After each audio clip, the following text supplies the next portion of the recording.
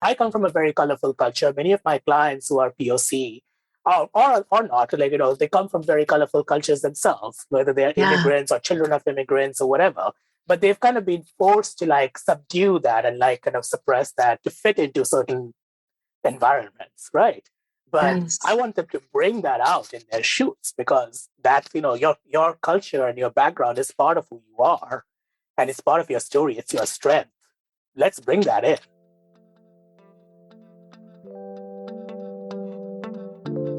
3, 2, 1. Welcome to the Campfire Circle. I'm your host, Tanya Bhattacharya, and I empower purpose-driven women in building influential personal brands that drive change and raise revenue.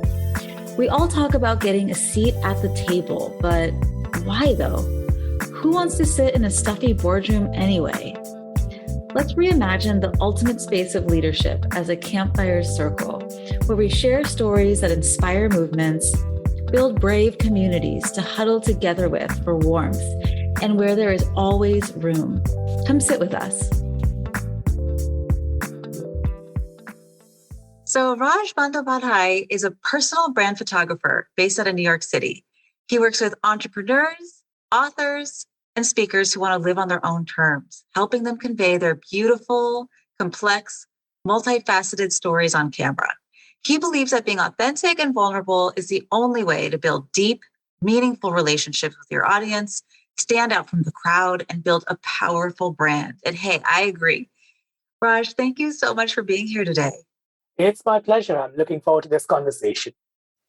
Me as well. And before I start asking you questions, can I just keep the spotlight for 1 second and tell you about my first personal branding experience? Yeah. So I hadn't even actually started my business yet. I was still in the ideation phase. I had a company name and a great idea, right? I was still fully employed and just trying to figure out like what the next step was. And I got some awesome advice from my friend Karen to actually invest in brand photography. And I was like, why? What is that, first of all? And why would I spend money on that when I can just have my hubby take a cute picture on his iPhone and we'll be good to go, right? But I ended up going for it. And it's hard to overstate how impactful branding photography has been on my baby business. I mean, maybe not baby so much anymore, but my business. I mean, it really cemented like that strong brand, that strong credibility from day one, not only to my audience, right? This is an important point, not only to my audience, but to myself. Because when I got the photos back, I was like, oh yeah, that's a powerful entrepreneur. Like I didn't see it before. I Yes. certainly didn't believe it beforehand. Do you hear stories like that all the time? All the time. Yes. And I think that is one of the under kind of stated benefits of photography that what you just said, like seeing yourself. I get that so much. Like people look at their photos, especially early entrepreneurs or early speakers or authors. They look at their photos and they're like, wow, I look like an entrepreneur. I look like an author. And the reason that is so powerful is that, you can it's almost like compressing months of therapy into a single moment because you can spend a lot of time talking about it or like trying to write and convince yourself that you are a certain kind of person overcoming imposter syndrome, all of that. But when you see an image, somehow our human brain is designed to absorb visual information so quickly and efficiently, it kind of bypasses our conscious brain altogether. And whatever message, like that's why images, people, brands spend so much money on creating perfect images, whatever they want to convey, right?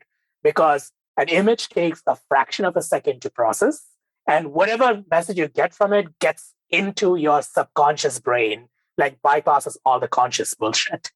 So when you see an image of yourself looking like a certain way and your brain, tells that story to yourself, that goes deep into your brain faster than any amount of therapy can do.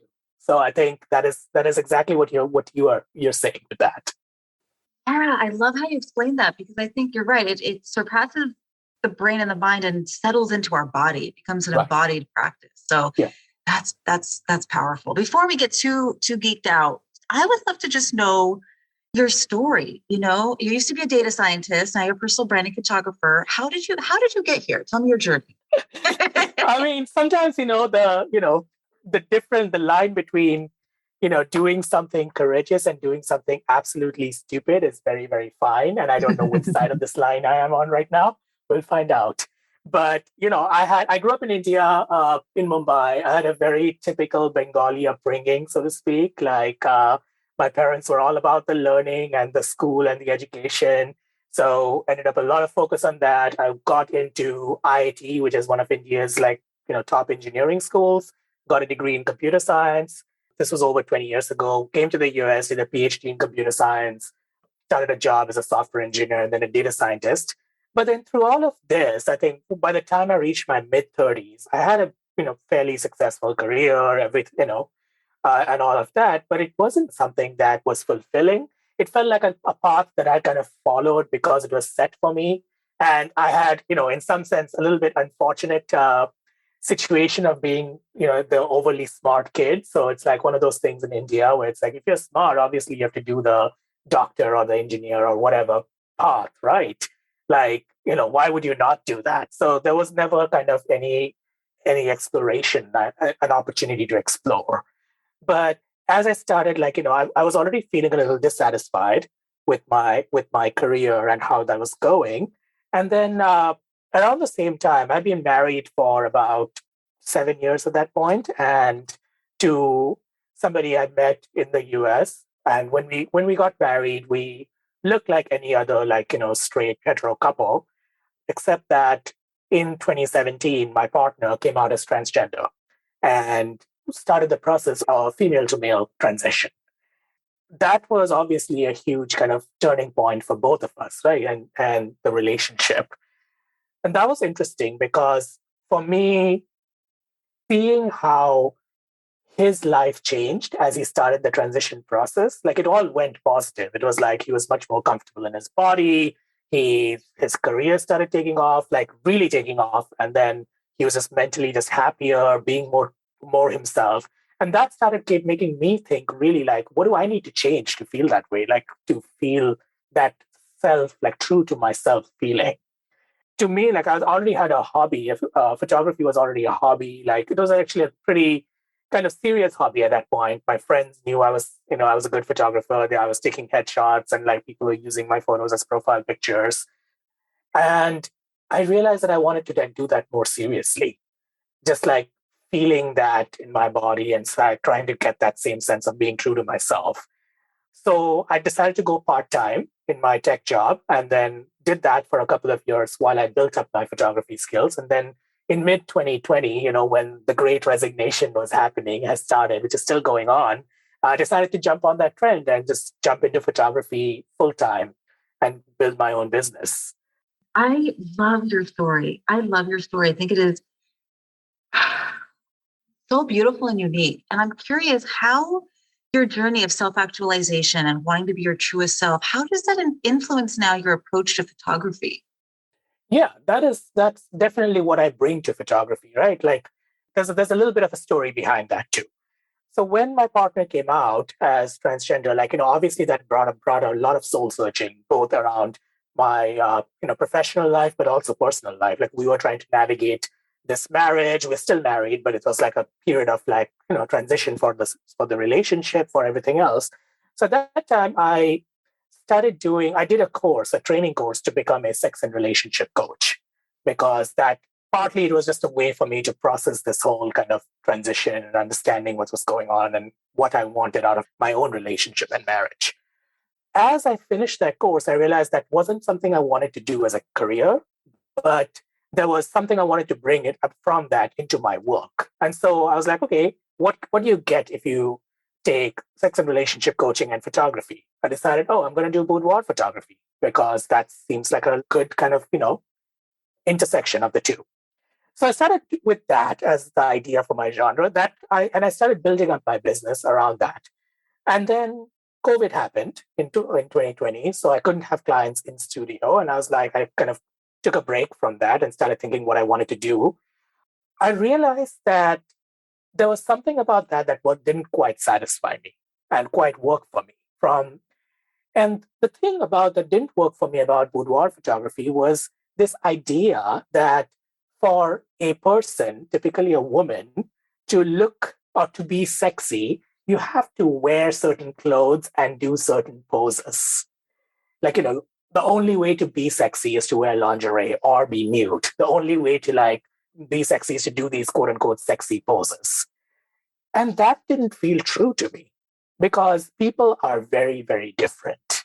And when you ask people, if you go around, and I encourage you to do that experiment, ask your friends, whatever, what makes them feel sexy in their bodies, it is going to be different for every person. And most of them will not necessarily say like lingerie or like whatever. Like, for some people, sexy might be wearing like a perfectly fitted pair of jeans. Or some people, it might be, sitting in a bathtub. And so this idea that you're putting people into a box and then deciding that is what sexy is, didn't feel right to me. Again, going back to like the idea that I wanted to capture something more authentic about people. And so I started looking at branding, partly because that was one of the kinds of shoots I could do outdoors during COVID. So I started doing these branding shoots, and I realized that was I really enjoyed that because that gave me a way to like really dive into people's stories and really kind of bring something authentic out.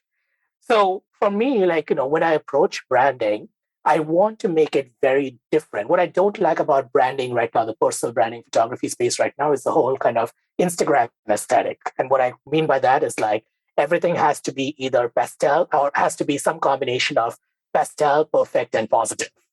Like, I don't like that. Like, we are trying to build a real connection with your audience. You as an entrepreneur, you're trying to build a real connection with your audience. So if everyone around you is, on Instagram or whatever, looks perfect and always positive and has the same aesthetic, then A, how are you going to stand out? And B, where is the connection? Connection comes when we are vulnerable. Connection comes when we are real, when we show something that's true, right? So what I want to capture about my clients is their story. And what I bring from my life is my own journey. So my own journey is to like be my own authentic self and find something true to myself is something I encourage my clients to do. And I have a process, like my process kind of helps kind of uncover like what is that true kind of core that they want to convey and how do we show that visually. I love this so much. There's so many journeys that we can take right now. I'm having a hard time deciding which question to ask you next. Right. But what I love how you started talking about the boudoir photography and your experience there, and you're disrupting the idea of what sexy is.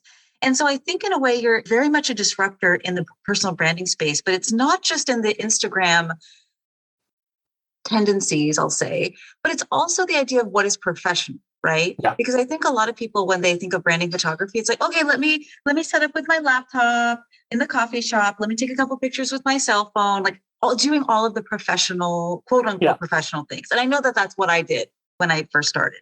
Yeah. So I have a lot of pictures of me looking like really jubilant with my laptop, which is not authentic. It's the new woman. It's the new women laughing with salad. Yeah. Women laughing with laptops, yes, or phones. That's it. That is it. That is it. So you have a lot of disruptive energy, which is amazing. Are there any methods that you were initially taught that you are, throwing by the wayside to really show women in their true, authentic, professional, quote unquote self? Like, how do you disrupt traditional brand photography? Yeah. So there's so many things around there. Like I'm going back to when I started learning photography seriously. It was mostly taking online courses, going to workshops with well-known photographers and stuff. And there's a lot of stuff that's taught there that's kind of very almost toxic, I would say. Mm. Like one idea, for example, is thinking about bodies. Like for example, the one thing that I was taught in, like, I remember taking this posing class very early on.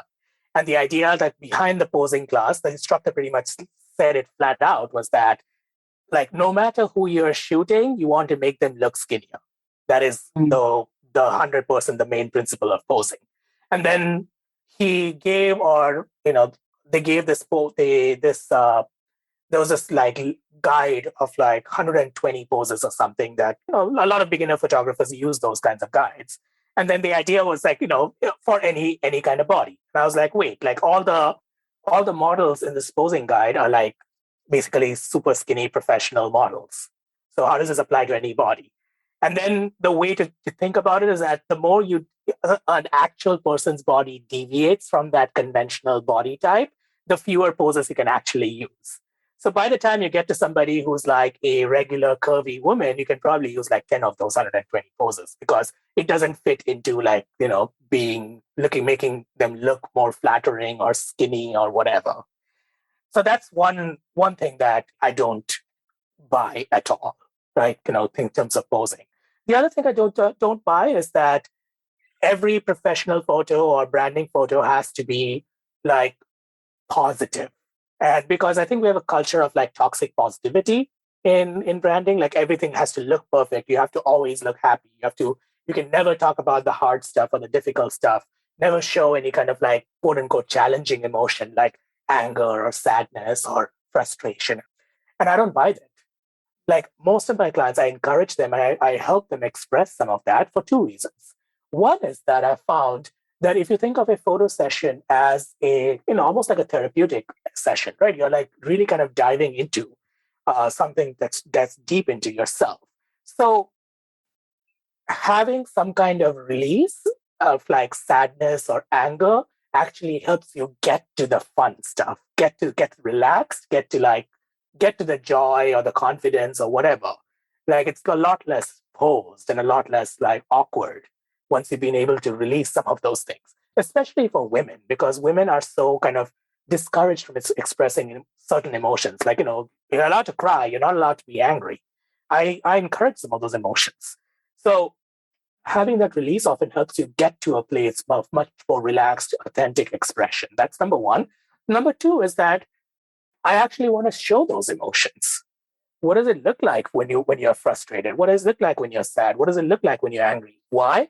Because you're probably encountering that in your real life. Your clients are encountering that in your real life. So why shouldn't you talk about it? Right? If you are a branding coach and you're talking about, talking to clients who are starting their own businesses, yes, you want to talk about what it feels like when you're frustrated and how to deal with that. So why not show that? What does it feel like when you're sad? What does it feel like when you get angry at something, whatever? So I think that leads to a much wider variety of emotion that is much more richer and authentic and vulnerable and brings a much more deeper level of connection with the audience. So I want to throw this idea completely out that you only have to like smile for a camera. The other thing around the professional photography convention I want to throw out that I have been is the idea of how you need to look and wear. Like many of my clients, especially women I typically end up working a lot with women who are in their late 30s and 40s and above. And they are very, very successful in whatever they have done before. And now they're transitioning to something else or building their own brand or whatever. But they've spent their life looking, putting themselves in like these corporate gray suits and not being really able to express themselves, like being in touch with like their feminine side because they have had to succeed in this very masculine world. And I want to bring out the idea that you can like the biggest request I get from them when they talk to me about what kind of photos they want is I want to look confident but still look feminine. Mm. Let's unpack that a bit. Like there's so many assumptions that are going into that, right? The idea that you can only look confident in a certain way and you can't look confident while looking feminine at the same time. Where do those assumptions come from and why? That is bullshit, right? There's so many, just like there's so many ways of being sexy, there are many, many ways of being confident. Why are we just kind of attached this one idea of like confidence just has to be wearing a gray suit and doing some kind of stupid power pose? Or this hand folded or whatever, like you see in headshots. Why? Right. So that's an assumption that I also want to throw out. Like, I want to capture what it looks like for you to feel confident.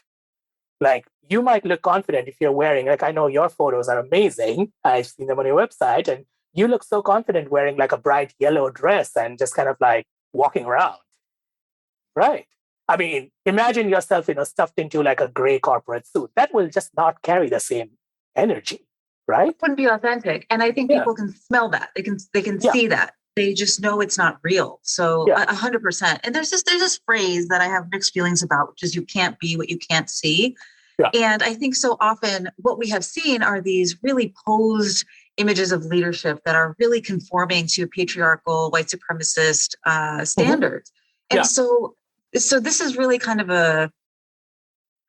I don't want to say this is like a revolutionary act, is creating these photos and images of ourselves so we can be what we can't see, but we are creating those And images color for is a us. big part of that. Yeah. I come from a very colorful culture. Many of my clients who are POC or not, they come from very colorful cultures themselves, whether they're Yeah. immigrants or children of immigrants or whatever.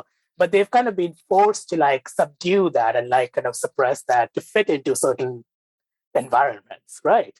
But I Yes. want them to bring that out in their shoots because that's, your culture and your background is part of who you are and it's part of your story. It's your strength. Let's bring that in. 1,000,000,000,000,000,000%. You and I are so on the same page. We are definitely kindred spirits. Hey, if anything you're hearing today inspires you to get more visible as a go-to trusted voice for your audience and drive change towards your deeper mission, I've got something for you. LinkedIn is my favorite place to share my stories and build relationships with my co-conspirators and brand new friends. So I put together a free resource with 14 prompts to create your next post on LinkedIn. Take all the guesswork out of what to say and just start building your impact and influence. Be sure to tag me in your post so I can come by, cheer you on, and amplify your message. You can find those free prompts in the show notes. Okay, back to the episode.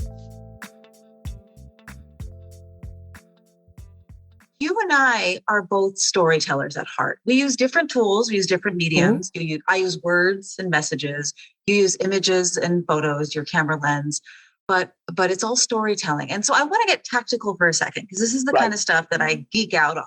Yeah. I want to hear about your storytelling process because I know I have a process and I would love to learn from you your process. Like, how do you tease out each client's unique brand story? Because people are so close to their story. It's so they're so close to it, they almost can't see it. And so how do you come in and tease it out? Yeah, it's a very good question. Like I've obviously not perfected this, but so I have, when I talk to my clients first, it's always starts with the question, what's the story you want to tell?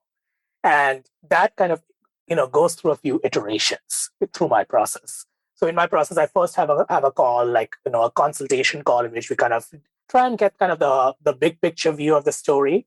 And then as we go through the rest of my process, sometimes the story remains the same. Sometimes, clients will come back and be like, you know what, that one that we talked about, I don't like it as much. Here's another one that I'd like to go with. But it's a back and forth process. With my experience in the last year or so, I've seen about 3 different kinds of stories that are kind of categories of stories that I end up telling or helping clients with. So one example is talking about your own story or something about your own life journey. For example, I had a client who was a very successful entrepreneur, like a Fortune, whatever, 30 under 30 award or whatever, one of those big ones, all of that. And then in her late 20s, she just burned out and had some kind of, went through this transformational journey. And now she's a coach, a business coach for women entrepreneurs. So this is a story arc that's a really wonderful story arc that makes it very, very interesting and unique. And what we decided was we wanted to capture the emotional journey of that story. What did it feel like to be a successful entrepreneur who wasn't fulfilled? What did it feel like to get burned out? What did burnout look like for you? What did that transformational journey look like for you? What helped you in that transformation? Then what does today look like for you? Like what is your life? And once we start thinking about that emotional journey, we start thinking about what are like the various physical and visual components that will capture each stage of that journey. Like for this person, burnout looked like surrounded by a bunch of business books and having kind of lying on the ground with her eyes closed, surrounded by a bunch of business books, looking absolutely kind of lost. So that was kind of like, an expression of burnout for her. For her, her transformation was enabled by like going back to finding her artist as a talent for drawing that she had given up as she got busy with her corporate career. So now she's picked up art again, and that helped her like, find that true self for her. So we captured pictures of her like drawing and sketching and doing her art. Then so various other like things like that. So once we have the emotional arc, we can start putting in like what are the visual components to capture it. And the point there is that the fun thing there is like, regardless of, you may not be the only person in that story. There may be 100 people who have had those corporate transitions, but the specifics of what that looks like are different for each person. And that makes the photos unique for each person. That's one kind of story, like just capturing your own story.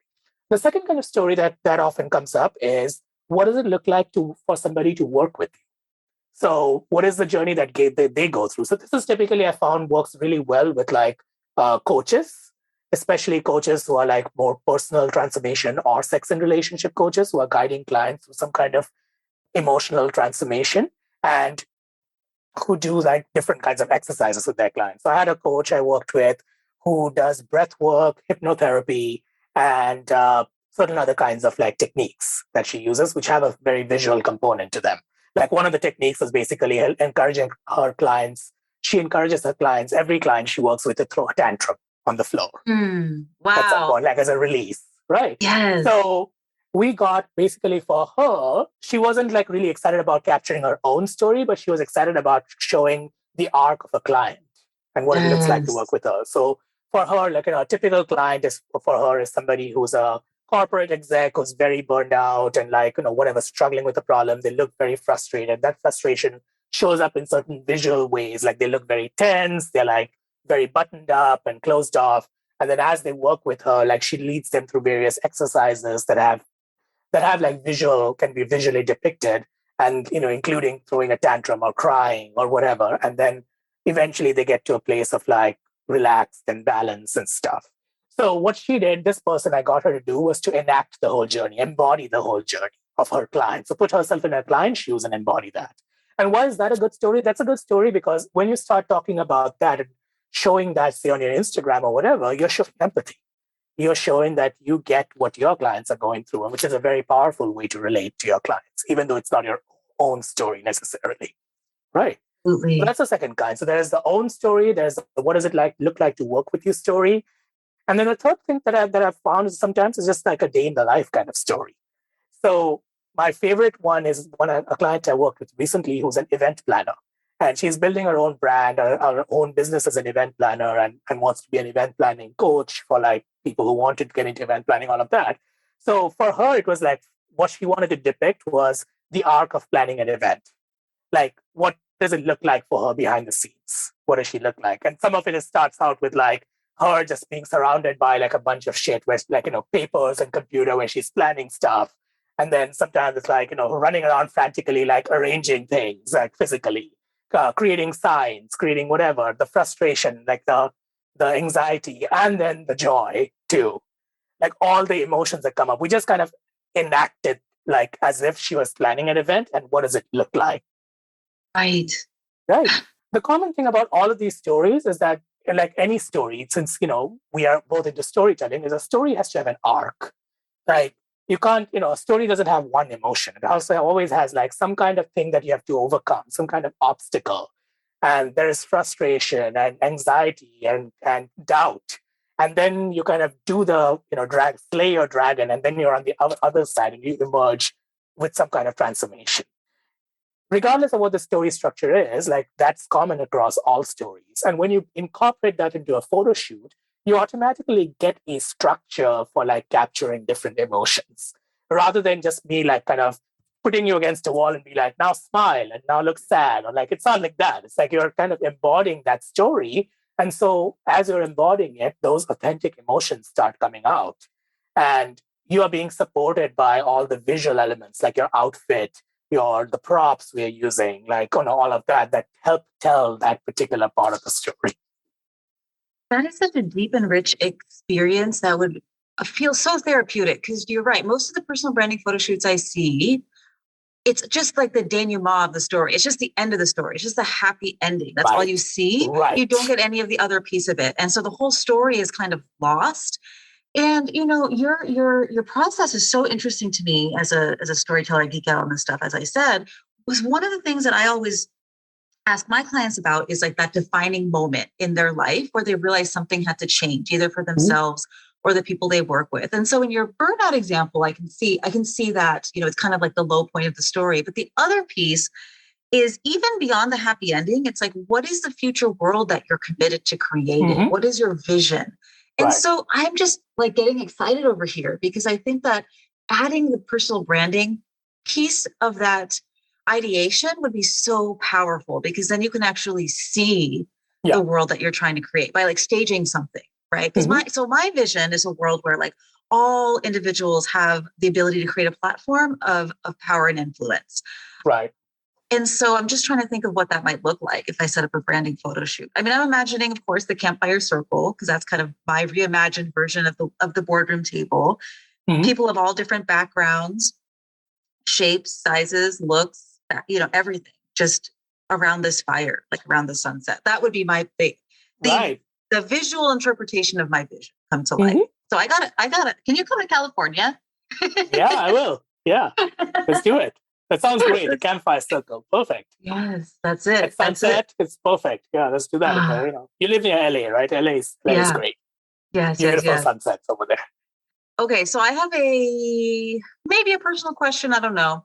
But I would love to know, as a fellow Bengali creative, what are the mental or mindset blocks that you have overcome to really accept that this is your purpose, your pathway, and not being a doctor, not being a data scientist?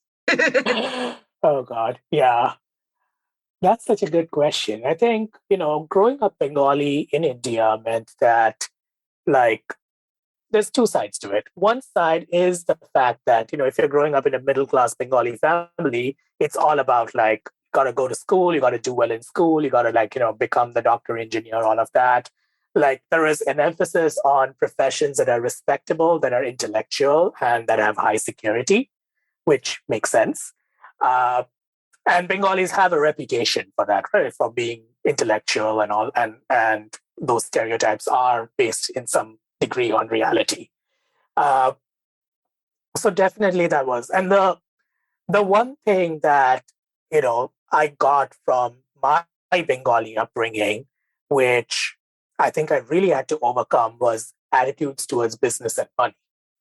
Like, growing up, it was always like, oh, like, from what I heard from my parents or from my uncles or whatever, was like, oh, Bengalis, like, they don't do business. Like, we don't do business. Business is for like other people. We are like the smart people. We're like, the intellectual people, whatever. Like, we don't do business. It's beneath us. Money, thinking about money is beneath us. It's a measure of how smart you are, but going and doing a business, and especially a service business, is not cool. It's not living up to your whatever. So that was something I really struggled with. Like, the idea that it was almost like it was a negative script that I had to overcome quite a bit. I also obviously I had to overcome a lot of, like, I would say shame. Shame is a good word here, about, not really living up to my potential, not really kind of like, fulfilling my parents' dreams, like all of that shit, because, there's a lot of guilt that comes with that, guilt and shame that, oh, like, I'm supposed to be this really smart person who, has a PhD in computer science, all of that. And like, I'm just throwing that away. And that's another mindset block that was really hard and I'm disappointing everybody, and I'm not, around me, I'm not living up to that expectations and stuff. And I've heard that in different variations of that from many, many kind of immigrant people, or people who are children of immigrants too. That can be hard. On the positive side, though, if you know anything, I mean, since you're acquainted with Bengali culture, there is also a huge, like, artistic tradition that Bengalis have. Like, Bengalis are not just the nerds, they're also the artists. And there are a lot of Bengali people who are, singers, dancers, photographers, artists of all kinds. And I like to think that I'm kind of tapping into those traditions a little bit and leading that on. And that kind of gets me going in a positive way. In fact, in my last trip to India, which was in I spent 2 months in India in early 2020, just before COVID. This was after I had kind of quit my tech job and like just started my photography kind of journey. I traveled all around India. Some of it was seeing families, seeing friends, and so on. And I started introducing myself as an artist and a photographer, and just seeing India literally through that lens. And that was such a revelation for me. That was amazing because I went to like a bunch of art festivals and galleries and met artists and photographed some of them. And I got to meet a lot of amazing contemporary art that's going on in India. Got in touch with that. And that was very powerful for me because that showed me a side of India that I had never been connected to even while growing up there, a side of Indian culture, because that wasn't accessible to me. And so that also was very powerful for me as a creative, and being like, okay, like, I'm not alone in this. I'm part of a huge tradition, artistic tradition that India and Bengal has that I just hadn't been exposed to before, but I can expose myself to it now. Oh, how powerful that is. You're tapping into that tapestry and that lineage that that really is so strong. That really resonates for me. Thank you for that. Thank you for that. Yeah. That's going to really, I love that. I love that. So as we wrap up, I ask every guest the same question. And we talked a little bit about vision, the future world that we're committed to creating. And so what is your big dreamy vision for the world? Yeah, I want to see a world where everybody gets to tell and be their story as it is and not censor themselves, not kind of code switch all the time. Like, just everybody gets to be who they are as much as possible, and they are respected and welcomed for it. Let's build that world together. I'm in. Yeah, let's do it. Oh, this is such a beautiful conversation. Thank you for being you. Thank you for being here. How can our listeners get in touch with you? Yeah, the best way to check out my work is my website. That's seriesaphotography.com. And then you can always email me. I'm just raj@seriesaphotography.com. You can also check me out on Instagram, but I'm not really big on social media. I like LinkedIn. I tend to hang out there a bit, but my website is probably the best place to check out what I'm up to. Well, you have some incredible case studies and not even testimonials, but like stories of how you've worked with people on your site that really brings people through the journey. And it's super well done. And we'll stick that in the show notes so everybody can easily access that too. Thank you. Yeah, of course. Of course. Well, thank you so much for being on. I feel so much better because of this conversation. I'm going to carry this conversation around with me and continue to kind of process and take what I need from it. So thank you for being you. You're welcome. Thank you for having me. This was really fun. I've been looking forward to this for a while. What'd you think? Leave us a review on Apple Podcasts, or even better, reach out and let me know through lumosmarketing.co. Yes, that's Lumos, as in the illumination spell from Harry Potter. Because when you shine, magical things happen. You can get social with me on LinkedIn, and of course, check out the show notes to stay in touch with our guests. Let's talk soon.